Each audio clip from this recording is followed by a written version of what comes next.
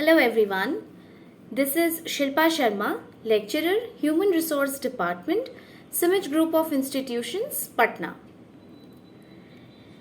My last two videos were on centralization and the difference between centralization and decentralization. Some students, however, get confused between the concept of delegation of authority and decentralization. This is why I've come up with this video in which I think by the end of this video you will be clear with the idea of what is delegation of authority and what is decentralization. Certainly both of them are not same. If you have seen my last video, I told you about decentralization. See, decentralization is a philosophy of organization. It is completely on the discretion of the management of that organization whether to decentralize its authority or not.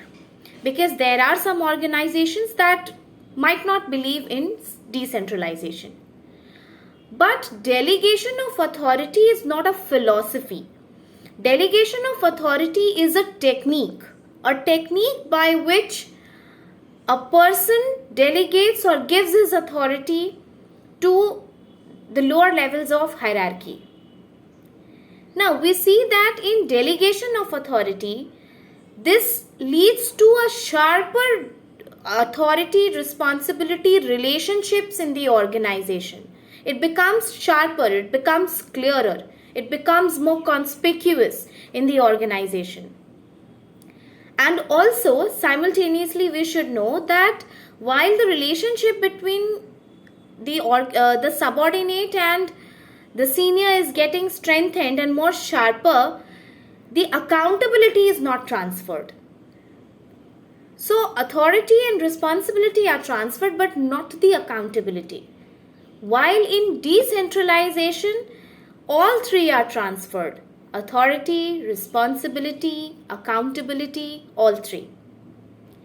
We see that delegation of authority is a step towards creating a sharper relationship between a senior and a junior, because of course the junior will walk up to his or her manager and have better communication, will seek his or her help for guiding.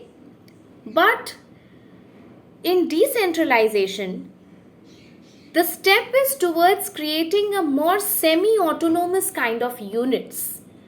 Say for example, an organization in India has its branches in Sikkim, has its branches in Daman, has its branch in Mumbai, Himachal Pradesh, Baddi, Solan. So in that case, the decentralization would lead to the management of Sikkim or Daman, or for that matter Himachal, to take certain decisions by themselves, and the top management has given them this power to take the decision. Why is this given? To fasten up the decision making process, because the organizations at different places have different set of challenges, and these cannot be solved by one top management sitting in Mumbai or Delhi for that matter. But of course, there are preconditions of delegation of authority.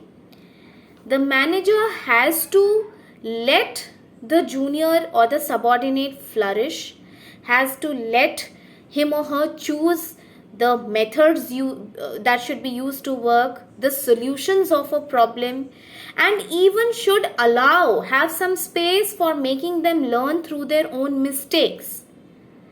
So here we see the difference between delegation of authority and decentralization.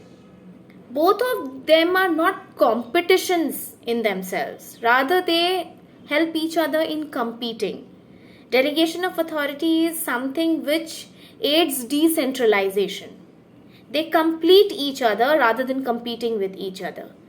So once again, I would reiterate that delegation of authority is a technique by which the powers are given to the lower level managements also to make in decision making, while decentralization is completely a philosophy of the organization. The organization may or may not believe in this philosophy. Thank you.